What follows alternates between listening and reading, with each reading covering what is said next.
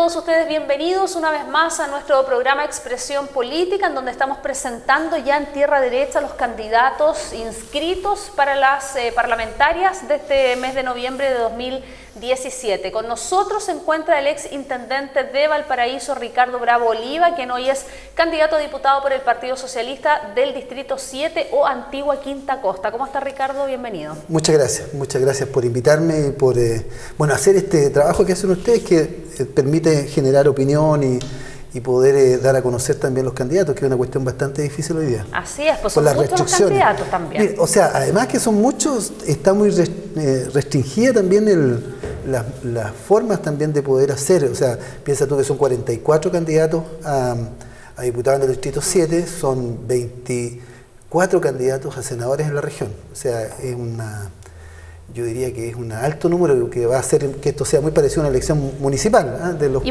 que tiene que ver también, probablemente me imagino que estaba pensando con el tema de lo que es la propaganda electoral, que también está muy acotada con la ley electoral, pero que también hoy día está en discusión una campaña a nivel nacional, que es la presidencial, en donde su candidato presidencial está reclamando que no tiene recursos, que pidió un crédito al Banco Estado y se lo negaron por ser senador. Y de la banca también, la banca privada también planteó, hizo una interpretación jurídica, pero finalmente yo diría que ese no es el tema de fondo, el tema de fondo más bien tiene que ver cómo el sistema, ¿no es cierto?, de elecciones hace que esta cuestión sea tan dispar. Mira, a mí el otro día me decía una persona, me hablaba justamente del tema del volumen de gasto electoral. Entonces me decía que el gasto electoral para una campaña parlamentaria son de 300 millones y en el caso de una senatorial son cerca de 500. Yo decía, yo 300 millones no voy a poder tener nunca, o sea, con suerte ando juntando lo que son los Claro, hay algunos que tienen esa posibilidad y otros que no. Y hay otros que tienen el patrimonio suficiente personal para efecto de hacerlo. Y eso es el tema de distinción en la diferencia, ¿no es cierto?, que se genera a partir de una elección donde hay personas que tienen muchos recursos para abordarla y hay otros que tienen pocos recursos. O sea, a pesar de la ley electoral, de igual forma vemos que hay una diferencia entre candidatos y candidatos. Mira, yo creo que o sea, esto es tan así que, por ejemplo, también, y yo aquí quiero hacerme responsable de ello, que hay candidatos que son emergentes, o sea, cabros jóvenes que quieren hoy día darse a conocer y que tienen toda la fuerza e ímpetu para hacerlo, y no pueden justamente porque es prácticamente imposible, o sea, por un tema de recursos o un partido emergente, y también por los pocos espacios que hay para poder expresarse y entregar opiniones y hacerse y poder llegar a la ciudadanía. Pero los primeros que se vieron afectados con ese tema fue en las municipales, porque ahí fue cuando partió la ley electoral y habían algunos que tenían ventaja porque ya eran conocidos y los otros que no eran conocidos no tenían el permiso para poner una gran cantidad de letreros en las calles como se veía anteriormente, bueno, que era ya escandaloso, ¿no? A eso, Rose, es justamente lo que señalo. O sea, tienes dos factores. Uno, los recursos económicos, y lo otro es justamente la falta, ¿no es cierto?, de espacio o tiempo para poder desarrollar una campaña electoral, cosa de que tus planteamientos, tus propuestas puedan ser reconocidas por la ciudadanía, por los ciudadanos, los que van a ejercer su voto. Y eso es yo creo que es un tema para profundizar. Por eso el tema que planteó Guiller no es un tema en particular de no tener recursos o generar una política, ¿no es cierto?, o tener un patrimonio personal. Y es lo que reclama. Yo creo que de mala forma, ¿no es cierto?, tuvo una respuesta de parte de Chile Vamos, tanto del expresidente Piñera como también de Chadwick, que señalaron que separar el lloriqueo. Entonces, no es que separe el lloriqueo, no es un tema de lloriqueo, es un tema objetivo desde el punto de vista de lo que pasa hoy día con el financiamiento y qué pasa con respecto a los periodos de campaña y las posibilidades que tienen los candidatos de poder desarrollar. ¿Y le parece bien que se haya abierto esta posibilidad tanto del candidato Guillé como de la candidata Sánchez, que está en el Frente Amplio, de abrir una cuenta en donde los adherentes le depositen la luca, que dice la luca por tanto? O sea, a mí me parece novedoso, y creo que eso es mucho mejor, por ejemplo, que tú tengas un aporte de empresa. O sea, cuando te aportaba una empresa antes, cuando una persona en términos personales te pone 13 millones, hasta 13 millones de pesos se pueden hacer por aportes directos, es como uno como que se crea un vínculo y de una u otra forma un cierto nivel de compromiso. O sea, yo creo que en general los aportes deberían ser todos o sea, ojalá privado, pero bueno. O sea, sería importante, por ejemplo, en este sentido que usted lo que menciona para aclarar es no tener compromiso ni con empresas ni con empresarios particulares, por ejemplo, o sea, hablando de que son más pequeños que las grandes empresas, porque en el minuto en que están en el Parlamento y tienen que votar alguna ley, puede haber un vínculo, algún interés de por medio para poder beneficiar a esa empresa que le ha entregado aporte al candidato. Sí, bueno, nosotros tenemos ya algún ejemplo de lo que ocurrió en su momento, ¿no es cierto?, con el tema del financiamiento en empresas, o sea, los aportes de la empresa Soquimich, por ejemplo, y de algunas pesqueras en particular, hizo que incluso una de las leyes, por ejemplo, la nueva ley de pesca, generó un tema que está abierto hoy día, donde hay juicios abiertos, ¿no es cierto?, por esa dependencia. Pero fíjate que yo creo que ese tema de la LUC a mí me parece que es como una buena solución, pese a que a lo mejor no va a ser volumétricamente como es un financiamiento cuando una persona particular va y te ingresa, ¿no es cierto?, y te hace un aporte de 500.000 pesos. Claro. Pero es una forma también de ir buscando alternativas que permitan no tener dependencia de los candidatos con respecto a las personas, claro, y a las empresas, que las empresas ya lo sacan. Sino que los simpatizantes o la gente común y corriente que quiere beneficiar justamente al candidato. O sea, las cosas, yo diría que eso es como un acto también emblemático, épico, que uno vaya a buscar financiamiento y que las personas... Yo solamente le quiero decir a las personas que van a votar que en el fondo cuando votan por un candidato lo que están haciendo efectivamente también es hacerle un aporte de 1.000 pesos en su campaña, porque cada voto que tú tienes en el fondo tiene una retribución por parte del Estado de acuerdo a la ley de financiamiento, que en el fondo te otorga la devolución eventualmente de 1.000 pesos, 1.067 pesos por cada voto que tú sacas. Por lo tanto, ¿hay algunos candidatos que podrían verse beneficiados con más dinero de vuelta de lo que han invertido o no necesariamente? No se van a poder ver beneficiados a menos que no hayan tenido un gasto de ese volumen. La ley permite que tú tengas un gasto directo donde tú pagas las distintas prestaciones, ¿no es cierto?, pero que tienen que salir todos de una misma cuenta. Ya, pero por ejemplo, ¿podría haber un candidato presidencial que gaste menos plata de la que saquen votos, por lo tanto le podrían devolver más dinero? ¿Podría ganar dinero con la campaña? No, solamente a ti te pueden devolver la cantidad de votos que tuviste, siempre y cuando el gasto haya sido menor, mayor o igual. Mayor o igual. Si es menor, si no sería un negocio también. Exactamente. Si es menor, solamente, o sea, si es menor, te van a devolver el valor menor. O sea, si por ejemplo, un candidato gasta 100 millones, 100 millones, y saca para que le devuelvan 110 millones, solamente le van a devolver los 100 millones. Perfecto. O sea, saca para que le devuelvan 120 millones, solamente le van a devolver 100 millones. Perfecto. Entonces, para que quede claro un poco sobre que puede ser que por ahí puedan decir algunos, no, es que a lo mejor está haciendo un negocio para ser candidato, sobre todo candidato presidencial, porque hay candidatos presidenciales que han aparecido nuevos, como también otros que siempre se repiten pero que nunca salen. Entonces uno se pregunta, o la gente se pregunta, ¿para qué siguen yendo si no saben que no van a salir? Bueno, ahora el tema, pero fíjate que eso tiene una parte, que hoy día el nivel de restricción es mucho más, porque tú no puedes llegar y decir, mire, sabe que yo tengo una factura que voy a pedir, que es por ejemplo, por publicidad en una radio, esa factura, si la pagué anticipadamente, tiene que haberse pagado con la cuenta correspondiente que se abrió y que la abre el CERVEL para uno. Y por lo tanto yo no puedo decir, mire, ¿sabe que yo lo pagué con otra plata? O sea, esto solamente se paga. Y si no, queda pendiente de pago. Eso significa que en el fondo el CERVEL, cuando le tenga que devolver, tiene que devolverle la plata. O a la radio directamente, o al candidato para poder pagar esa factura. Por lo tanto, no hay una forma, o sea, hoy día las formas están mucho más restringidas y por lo tanto los candidatos se ven sometidos a un control mucho mayor de las cosas que hacen, adicionalmente. Perfecto. Entonces, es difícil hoy día que el sistema permita que una persona, como tú decías, salga enriquecida o salga con mayores. Ahora, lo que ha pasado también es que esto permite una cosa que es positiva, que es que quien quiere entregar ideas, quiere plantear hacer sus planteamientos ante los ciudadanos, lo puede hacer sobre la base, ¿no es cierto?, de que el Estado, no el gobierno, el Estado le dé la oportunidad, ¿no es cierto?, de que eventualmente, de acuerdo a los votos que saca, le puedan devolver una cantidad de dinero por esa campaña que realizó. Perfecto. Ahora en otro tema, Ricardo Bravo, cuando usted fue intendente en la región de Valparaíso, elegido justamente por la presidenta Michelle Bachelet, y que en esta oportunidad fue elegido intendente porque en el gobierno anterior de la presidenta Bachelet fue elegido gobernador de Valparaíso. Sí. Así que conocen parte la zona, había sido candidato también también a diputado, tengo entendido, por lo tanto tiene un recorrido y un conocimiento de la zona bastante importante. Y hay un tema que no ha dejado de lado, ¿cierto?, la ciudadanía y que nace también de parte de estas reuniones cuando usted fue intendente, que fue el cruce de las leñas. El cruce de las leñas que podría eventualmente conectar, ¿cierto?, Chile con Argentina, pero en la zona de San Fernando, tengo entendido. Exactamente. Cuéntenos un poco cómo nace eso, en qué beneficia también a ambos países.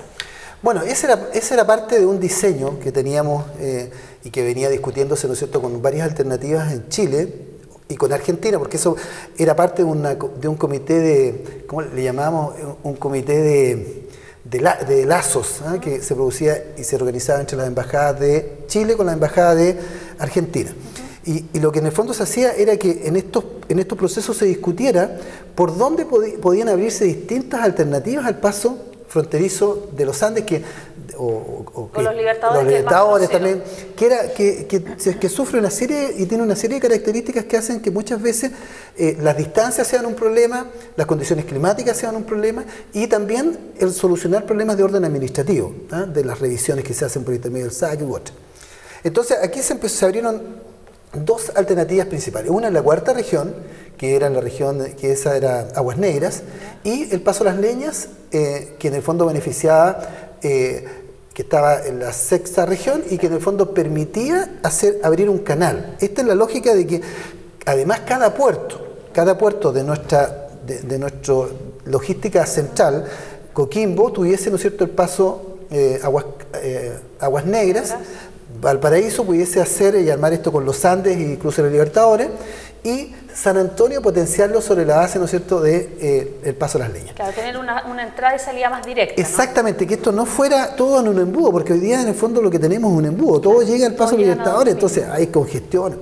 Bueno, y San Antonio además por las condiciones de puerto que tenía, permitía no solamente eso, sino que además abrir un canal, ¿no es cierto?, de desarrollo o de paso hacia Argentina, hacer que fuera mucho más dinámico, ¿no es cierto?, el paso, pero además un hinterland que se le llama, que es en el fondo la posibilidad de que varias provincias de Argentina pudieran hacer, ¿no es cierto?, el traspaso de sus productos a este puerto, ¿no es cierto?, de San Antonio, que tiene obviamente potencialidades muy grandes por las áreas que tiene de respaldo, y eso complementaba, ¿no es cierto?, el servicio de logística de nuestro país. Pero lamentablemente eso tuvo un retroceso, que fue, ¿no es cierto?, el paso de Aguas Negras, porque se hizo un lobby muy fuerte, ¿no es cierto?, por el paso por Aguas Negras, que tenía que ver en el fondo también con las embajadas. ¿Tenían que elegir uno de los dos o los dos podían ser al mismo tiempo? O sea, se priorizaban. Yo creo que esa siempre es una cuestión odiosa. Obviamente el Estado de Chile pone esfuerzo, ¿no es cierto?, y genera lo que se llama en comercio internacional las garantías. Entonces las garantías significa que se arma consorcio para poder abrir estos pasos, porque son los privados los que van a invertir, y esa inversión de privados, ¿no es cierto?, genera los estados, tanto argentinos como chilenos, tienen que entregar garantías para que en caso de que ellos hagan la inversión y en caso de que no se produzca el paso... ¿Pero ahí qué nace el lobby? Por ejemplo, las empresas, los parlamentarios de la zona... Yo diría que principalmente los parlamentarios... los parlamentarios y quienes tienen alguna posición de poder. O sea, en esto la influencia o la opinión de embajadas, por ejemplo, es relevante. O sea, se produce ahí una opinión que tiene que ver en el fondo con las apreciaciones siempre locales. O sea, es como cuando se arman estas disputas entre Valparaíso y San Antonio. Entonces los parlamentarios de Valparaíso dicen, mire, no, yo quiero que sea Valparaíso. Entonces el otro de San Antonio dice, no, yo quiero que sea San Antonio. Entonces no hay una visión, yo diría, más global. Claro. Por eso, pero aquí, por ejemplo, se beneficiaba el cruce de Aguas Negras, se beneficiaba en teoría la región de Coquimbo, pero en el cruce de Las Leñas hay dos regiones beneficiadas, que es la sexta y la quinta región. Sí, pero por solamente... lo tanto podría haber más fuerza también en... No, ¿no? Yo diría que no, porque solamente... O sea, eso tiene mucho sentido en función de tener un puerto que permita abrir el canal. Eso es como abrir un canal, es como el canal de Panamá. O sea, uno abre un canal para que pase esto y fluya en forma... Entonces, la sexta, la séptima región no tienen puerto. Entonces, por lo tanto, la única forma, y quien más se veía beneficiado en esto, era la región de Valparaíso, y especialmente y específicamente San Antonio, porque en el fondo permitía abrir el canal y llevar la carga hacia el otro lado. Hablamos de las leñas. De las leñas. Y en Coquimbo, tú tenías el puerto de Puerto Coquimbo, que en el fondo se comunicaba por la vía, ¿no es cierto?, del paso a Aguas Negras. Y ese abría el canal, ¿no es cierto?, y por lo tanto, el principal beneficiado desde ese punto de vista, podríamos decir que era Coquimbo, y en particular, o sea, en general la región de Coquimbo y en particular el puerto Coquimbo. ¿Y al final en qué va esto? ¿En qué van las leñas? Bueno, está avanzado ya el estudio, entiendo el estudio de ingeniería, que es una ingeniería de detalle, que es una cuestión súper compleja, porque en el fondo tú vas a hacer un paso, por lo tanto ya en eso los dos países se pusieron de acuerdo, y la decisión política es que en el fondo sea el paso a las leñas. O sea, como prioridad, obviamente hoy día, el puerto de Aguas Negras, paso a las leñas hoy día está en una condición de bastante, yo diría, letanía, para decirlo de alguna forma. O sea, no hay avance sustantivo, sí hay avance sustantivo en el paso de Aguas Negras en Coquimbo. Por lo tanto, acá habría que esperar. Ahora, ¿cuál sería su postura? De acuerdo a que usted como intendente vio nacer este proyecto, lo siguió, ¿cierto? Fue a las reuniones, me imagino que también estuvo conversando con algunas autoridades trasandinas. Si fuera diputado, ¿cuál sería su postura respecto a esto? O sea, yo en esto tengo una sola definición. Yo creo que técnicamente y políticamente yo tengo una definición porque sea las leñas. O sea, primero porque fui intendente, conversé en su momento con el ministro de Obras Públicas, que era uno de los principales involucrados, porque esto tiene que ver con obras públicas, además con el Ministerio de Relaciones Exteriores, en su momento también lo conversé con el canciller. También quiero decir que hice lobby con la presidenta, decirle, mire, póngale. Además que usted era intendente, entonces si se supone que lo eligió la presidenta, tenía una llegada directa ahí con la presidenta Bachelet. Sí, pero ahí hubo también, tiene que ver con las, ¿cómo se dice?, con los lobbies que también se hacen en el otro lado. O sea, ¿podríamos decir que más cercano que un intendente hay un ministro? Sí, pues muchas veces. Y en este caso, por ejemplo, el ministro Díaz, que fue diputado en esa región de Coquimbo. No sé, también fue canciller, o sea, también fue embajador, o sea, por lo tanto, me imagino que puede, tal vez había un gallito ahí. Puede que tal vez haya habido una intención, o sea, en algunos medios de comunicación en su momento salió justamente que en particular en ese momento diputado tenía, ¿no es cierto?, una apreciación y era... Hay una serie de noticias que la gente puede buscar en todo caso para hacerse la apreciación de dónde estaban puestos los énfasis de cada una de las autoridades. Pero en mi caso yo tengo súper claro que esta región, o sea, yo voy a volver a decir algo que siempre digo, yo soy de esta región, nací de esta región, o sea, lo único lo que puedo dar, no me imaginaría estar en otro lugar distinto que la región de Valparaíso. Y sobre el tema en particular de San Antonio, creo, y lo voy a seguir insistiendo, creo que el modelo de operación portuaria es un modelo equivocado, creo que Valparaíso y San Antonio son dos puertos que tienen que complementarse, así en general la mayoría de las personas que técnicamente opinan sobre el tema portuario son coincidentes en esto y que por lo tanto lo que hay que hacer es armar un concepto más integrado que esta pelea y esta disputa que se da entre los dos pueblos. Porque siempre nosotros preguntamos, porque si usted como ex intendente, ¿cierto?, asentado en Valparaíso, residente o candidato en alguna oportunidad en Viña del Mar, hoy representa toda la Quinta Costa y siempre está la rencilla, como dicen, si tal persona dice, no, es que yo quiero el puerto, el megapuerto en San Antonio, va a ir a Valparaíso y allá lo van a retar, o viceversa.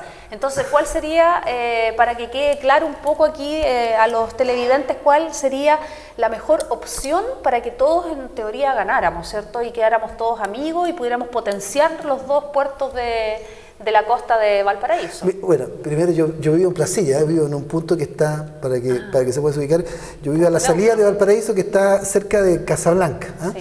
Entonces, yo siempre hablo... Curauma también ese sector, claro, ¿no? es Placilla, es que hace que la localidad se llama Placilla, o sea, todo el mundo dice Curauma, como que estatua así como que le ponen... Es que Curauma es un sector que se está potenciando ahí, tanto industrial como desde el punto de vista inmobiliario, entonces una zona así como bien... No, yo digo de Placilla porque yo creo que Placilla es Placilla, ¿no? Entonces me fui hace muchos años, más de 15 años que vivo allá. Y eso es lo primero. Segundo, yo creo que Casablanca, por ejemplo, cumple un rol súper estratégico. O sea, está puesto en un nudo, en una parte, como dice, del punto de vista logístico, clave. Casablanca tiene que crecer mucho más y tiene que crecer justamente en términos logísticos, este punto de intersección que tiene, ¿no es cierto?, especialmente de Santiago. Y por otra parte, yo lo mencionaba en un montón de oportunidades. Yo creo que, y yo lo he dicho en Valparaíso, cuando me han preguntado sobre este tema, digo, mira, Valparaíso es un puerto súper importante, súper relevante, pero San Antonio tiene una capacidad de áreas que hace que todas las inversiones en general sean menores. Por eso no puede haber disputa, o sea, las capacidades de ambos puertos deberían ser complementarias. Entonces, no tengo problema en decir esto en Valparaíso o decirlo en San Antonio. O sea, yo en esto tengo una opinión técnica, además lo dije incluso también cuando hubo que definir el tema de si en particular, por ejemplo, el centro de capacitación, o sea, o el instituto de capacitación o el centro de formación técnica, ¿no es cierto?, que se iba a crear por intermedio de un decreto, estaba la disputa entre los Andes y Valparaíso. Y yo me jugué y voté por San Antonio. Y voté por San Antonio. Entonces, cuando quedaron en empate, yo dije, oye, esta cuestión es o sea, no vamos a poder hacer competir estas dos ciudades que las dos requieren, que las dos sienten, que las dos sufren el centralismo santiaguino, pero también sufren el centralismo porteño. Entonces partí a hablar con la presidenta y le dije a la presidenta, mira, presidenta, ¿sabe qué? Esta cuestión no puede ser, o sea, no puede. Entonces me dijo, bueno, pero ¿qué están dispuestos a hacer? Me dije, ¿sabe qué estamos dispuestos? Yo, como intendente, le dije, me comprometo a poner más recursos del gobierno regional para apalancar el tema de lo que haya que hacer. Y por otra parte, lo que podemos hacer es incorporar algunos privados que puedan como por ejemplo los puertos, que tienen áreas, que incluso había un área particular en San Antonio, no sé si es la que se está analizando hoy día, que tenía que ver con áreas de respaldo que en el fondo estaban postergadas desde el punto de vista de su utilización, y con eso abaratar los costos, que era la compra de los terrenos, etc. Bueno, y finalmente la presidenta tomó la decisión, y en la única región, y ahí me siento súper contento porque la única región que va a tener dos CFT en el tiempo, uno priorizado por supuesto y otro más lento, es la región de Valparaíso. Y el priorizado San Antonio. Exactamente. Y en eso yo no tuve, ¿cómo se dice? Yo no tuve mayor, ¿cómo te podría decir? No tuve mayor complejo en decir que a mí me parecía que las dos ciudades eran súper importantes y que finalmente los cabros, disculpa, voy a hacer de cabros, los cabros que están saliendo de cuarto medio, que tienen que irse a estudiar a cualquier parte y van a tener la posibilidad de hacerlo, y ese cabro, ese chiquillo es tan importante en San Antonio como también en Los Andes. Y esto pasa lo mismo con los puertos, o sea, no tenemos por qué generar esta odiosidad. Ahora, obviamente, yo hace unos días atrás el alcalde Char de Valparaíso hizo unos comentarios que me parecieron, por lo menos, decir que son un poco inapropiados. ¿Cuál de todos? O sea, ¿cuál de todos? Yo leí ese que hizo por Twitter, que en el fondo ponía como puerto principal y que Valparaíso se merecía. O sea, yo generó creo que una disputa en la región porque estaba obviamente, me imagino que como alcalde defendiendo su puerto, no sé cómo... Bueno, pero mira, yo creo que no solamente eso, yo creo que ese Twitter en el fondo es la consecuencia de algo. El alcalde equivocadamente de Valparaíso, yo lo he dicho allá también, o sea, para que no se haya entendido, yo vengo a San Antonio y una cosa... No, allá lo he dicho. Que traiga acá el comentario y que allá no lo diga. Allá lo digo igual. Creo que el alcalde está equivocado incluso en el tema del planteamiento de la ley Valparaíso. Si el problema de la ley Valparaíso, o sea, este problema del financiamiento no es un problema de financiamiento solamente. O sea, a los puertos en sí le hace falta una ley de puertos. Entonces, primero hablemos de ley de puertos. 3 temas en la ley de puertos. Primero, reorganizar este tema, ¿no es cierto?, de que son unidades operativas distintas y que además competitivas entre ellas. Primero. O sea, hay que redefinir lo que es la ley 19.542. Segundo, hay que definir un modelo logístico que apunte a generar una intervención y, desde el punto de vista de gestión, un complemento entre ambos puertos. Tercero, requiere una legislación o un mecanismo, ¿no es cierto?, que al trabajador portuario, ese que entra a veces a las 12 de la noche o a las 8 de la noche y sale a las 4 de la mañana, o entra a las 12 de la noche y sale a las 8 de la mañana, que tiene un trabajo pesado en el fondo desde el punto de vista de su condición, con lluvia, no sé, frío, calor, etc. O trabajo mental que es pesado también, porque hay que estar ahí, pero atento además, a todo. El nivel de accidentes con respecto a eso se produce justamente por, bueno, ese tercer elemento que es el tema legislativo, y un cuarto punto que es el tema de financiamiento. O sea, San Antonio, si tú lo miras, sufre los mismos problemas desde el punto de vista logístico de lo que significa tener un puerto. Sí. Y Valparaíso sufre los mismos problemas de San Antonio. O sea, por lo tanto, no hablemos de ley de Valparaíso, hablemos de ley de puerto. Claro, el alcalde lo plantea desde una perspectiva porque él quiere solucionar su problema. Pero aquí no solamente el problema lo tiene el alcalde Char, lo tiene el alcalde Vera también. Y lo tienen en general quienes tienen puertos. General, claro. Exactamente, en su representación. Pero generalmente el problema lo tiene el alcalde de Coquimbo, o el de Talcahuano San Vicente, o el de Antofagasta, el de Arica, el de Iquique, el de Puerto Montt y el de Punta Arenas. O sea, el de Chacabuco, puertos. Que son los 10 puertos que además están regulados por la ley 19.542. Entonces, Modifiquemos nuestro concepto, hagamos un concepto mucho más integral, mucho más visionario, digamos, mira, sabe que necesitamos una ley de puertos y por lo tanto, más bien al gobierno que venga, lo que hay que hacer es decirle, sabe que necesitamos que usted ingrese una ley distinta, que modifique la ley 19.542 y que haga otro modelo de desarrollo de los puertos chilenos. Ahora nos vamos a otro tema, estamos como 10 minutos que termina el programa aproximadamente. Hay un tema que es la delincuencia y ya lo habíamos comentado, bueno, siempre, porque es un tema a nivel país. Como intendente de la región de Valparaíso también le tocó mucho tomar decisiones en relación a lo que es la seguridad y trabajar en directo con el Ministerio del Interior, con las policías de investigaciones y carabineros. Sin embargo, hay temas que se repiten. Entonces, ¿qué es lo que podemos hacer? ¿Qué es lo que se puede hacer para poder a lo mejor regular un poco el tema, leyes más duras o más dotación de policías, de carabineros? ¿Cuál sería como lo que debe hacer, lo que se debe hacer? Porque algunos dicen, ¿qué sacamos con poner más carabineros? ¿O qué sacamos con poner leyes más duras? ¿Cuál es la solución? Bueno, o el camino porque no lo vamos a solucionar de un día para otro. O sea, yo creo que en esto hay como 3 variables. O sea, yo creo que la primera es la que se genera a partir de la sensación de la gente. La gente siente que está, o sea, el atentado a los 29, atentado, no sé cómo llamarlo, el atentado para no hacer, ¿cómo se dice? Buscar asignaciones verbales que no... O sea, el atentado a los 29 camiones que se generó el día lunes. En la Araucanía. En la Araucanía, en la madrugada. Genera inmediatamente un problema de impacto. Alerta, ¿no? Claro. O sea, uno dice, bueno, ¿frente a qué estamos? Bueno, ahí se hicieron varias gestiones, inmediatamente se pidió que, ¿no es cierto?, que Alewi fuera, su secretario del Interior fuera a la zona, se constituyera. Por otra parte, el ministro del Interior se juntó con el fiscal Abbott, el fiscal nacional, para efectos de ver qué ley se aplica. Lo que está claro es que tenemos una situación en la cual la seguridad se ve completamente superada. Y así la presidenta de Chile dijo, mire, vamos a combatir la violencia. O sea, aquí hay violencia y por lo tanto esta violencia no puede ser aceptada.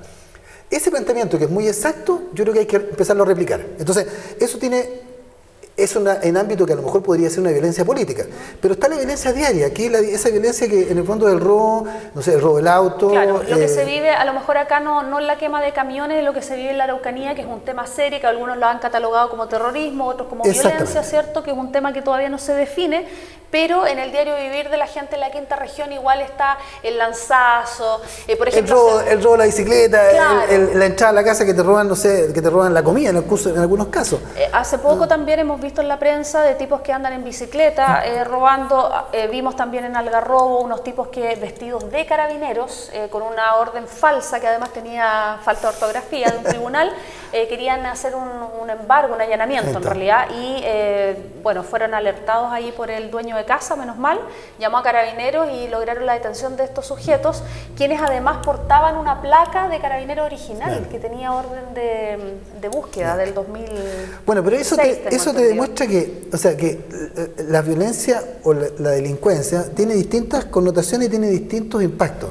Obviamente el impacto directo de la gente es que cuando a ti te roban el celular porque vas hablando en la calle y te pegan un mangazo, como le llaman, que el 62, entiendo, en Santiago se ha establecido que el 62% de este tipo de robos que son lanzazos son a los teléfonos celulares. Antes eran las cadenas, las garantías, claro. Ahora es el celular, la cartera. Bueno, entonces, para ir viendo las soluciones. O sea, a mí cuando me preguntan, digo, mire, ¿qué va a hacer usted en el tema de la delincuencia? Yo le digo, mire, primero yo no soy policía, o sea, yo no puedo andarlos persiguiendo. Pero sí lo que podemos hacer es... ¿cómo se dice? Abordar que la autoridad, que es el presidente de la República o presidenta de la República, entregue modificaciones en el ámbito legislativo. O sea, este nivel de garantías que tienen los delincuentes en general en los procesos judiciales, obviamente la gente, o sea, nosotros sentimos que eso está cargado por un lado y que se carga más para el delincuente que para él... Al final tiene más garantías. O sea, de hecho tiene un abogado no, está bien que lo tenga, sí, yo no tengo problema con eso. Lo que hace es que cuando, por ejemplo, cuando tú ves que se leen los derechos, o sea, que cuando se establece la detención, ¿no es cierto?, correspondiente, y se hace el control de detención, aparece, ¿no es cierto?, que no se le leyó una parte, ¿no es cierto?, de los derechos, no sé qué cosa, y no era flagrancia, y por lo tanto el delito, que está claro que ocurrió, queda sin efecto, porque en el fondo no se hizo el procedimiento como corresponde. O sea, tiene que ver cómo se hace el procedimiento en las policías y cómo se entrega a la fiscalía la información para que el juez tome la decisión correcta. Exactamente. Entonces hay algunos jueces que dicen, mire, esto para mí es importante el procedimiento y es súper importante el procedimiento, por lo tanto, como el procedimiento no se realizó, el acto, que es un acto evidente, que es el delito que se cometió, no tiene ninguna... ¿cómo se dice? No tiene ninguna sanción. Ya, no se puede seguir un proceso judicial porque está invalidado, porque el procedimiento no se cumplió. Pero eso tiene que ver también con que, aparte de la investigación que hagan las policías y que entreguen los medios de prueba al fiscal, tengamos, por ejemplo, en la provincia de San Antonio, más fiscales para que no queden causas archivadas por falta de personal. Por eso, mira, déjame decir que eso es un primer ámbito, que es el ámbito legal, o sea, propiamente tal de la función de un parlamentario. O sea, mire, ¿sabe qué? Busquemos un mecanismo donde entregamos garantías y por problemas de orden administrativo, o sea, no sino de procedimiento, no terminamos con los gallos, con los delincuentes sueltos, sin ninguna sanción por los delitos que en evidencia se realizan. La segunda es el tema de la gestión, o sea, el tema, hay un montón un sinnúmero, ¿no es cierto?, de pequeños a veces pequeños delitos o delitos que por su connotación comparado con un crimen, por ejemplo, con un asesinato, los fiscales lo dicen, mire, ¿sabe qué? No tengo más antecedentes, así que archívase.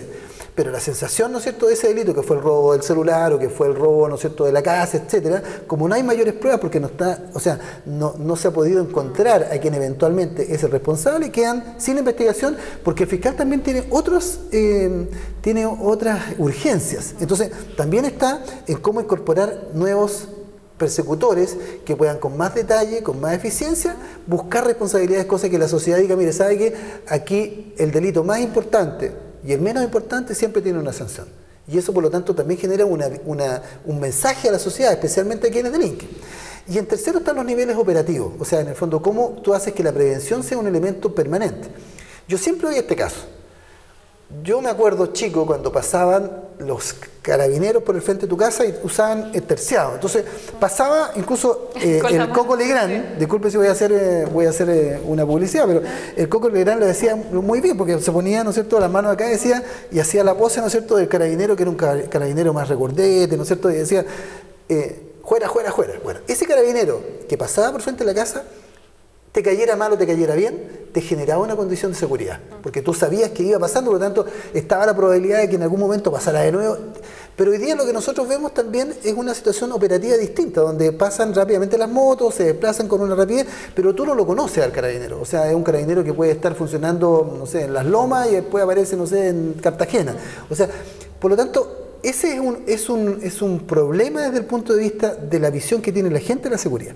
Y para eso, si tú me preguntas, yo pondría hartos pequeños retenes móviles o instalaría, ¿no es cierto?, en poblaciones que son súper importantes y relevantes desde el punto de vista de su cantidad de población, retenes o tenencias, ¿no es cierto?, que dieran esa sensación de que tú dices, mira, tengo un problema, recurro a carabinero, claro, y puedo ir y no tengo que ir, ¿no es cierto? O el tiempo de respuesta va a ser rápido. O el tiempo de respuesta es rápido, porque hay lugares donde es evidente que en carabinero en llegar a ese lugar se demora media hora en llegar, ¿no? Y por lo tanto, eso también genera... Y que también la gente atribuye que se demoran porque a veces dicen estamos en otro procedimiento porque hay pocos carabineros en las comunas. Bueno, es una respuesta súper recurrente que la gente te entrega y te dice, aló, mire, sí, mire, vamos a ir un rato más. Entonces, después que no pasa nada, vuelven a llamar y dicen, no, es que estamos en un procedimiento. Claro. Entonces, y a veces se produce que el hecho se produce a las 12 de la noche y la policía llega a las 10 de la mañana el otro día. Entonces uno dice... O sea, esto no cuadra, porque como tú llegas a un hecho fragante, claro, 10 horas después, obviamente te van a decir, ¿sabe qué? No hay ninguna posibilidad. Claro. Y de hecho, cuando hay tiempo de respuesta rápido, se ha comprobado que Carabineros puede hacer efectivo, ¿cierto?, la detención en algunos casos de las personas por el hecho de tener la respuesta rápida. Ahora se entiende que, claro, pueden estar en otro procedimiento, pero a lo mejor la gente lo atribuye a que hay poco personal o que, como dice usted, debe haber retenes o pequeños retenes en distintas partes de las comunas, porque hay comunas que quedan con sectores aislados. O sea, está claro que el modelo que tenemos hoy día es un modelo que hay que hacerle ajuste. O sea, yo creo que de lo más relevante yo diría, mire, hay que hacerle ajuste porque no es posible que sigamos en esta condición. Carabinero, mire, a mí me tocó trabajar cuando fui gobernador y cuando fui intendente.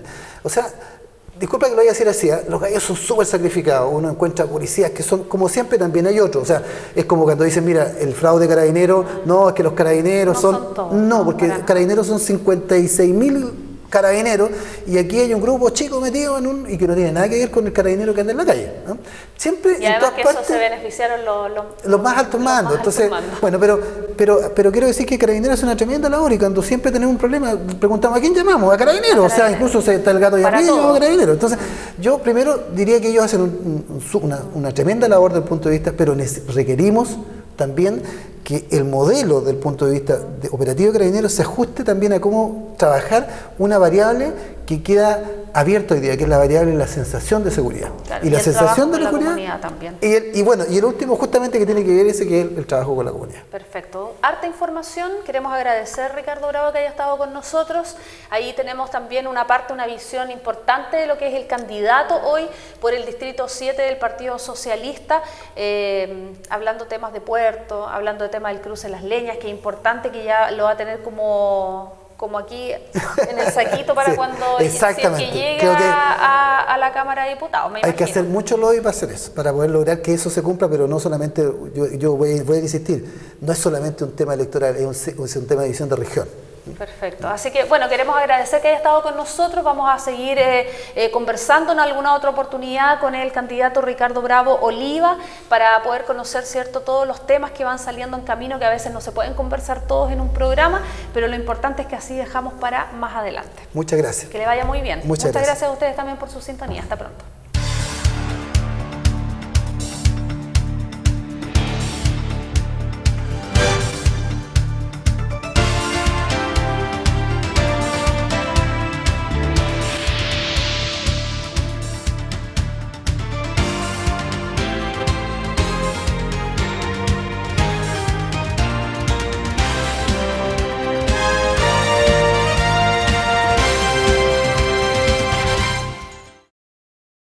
Las opiniones vertidas en este programa son de exclusiva responsabilidad de quienes las emiten y no representan necesariamente el pensamiento y sentir de Giro Visual Televisión, el canal de la Quinta Región.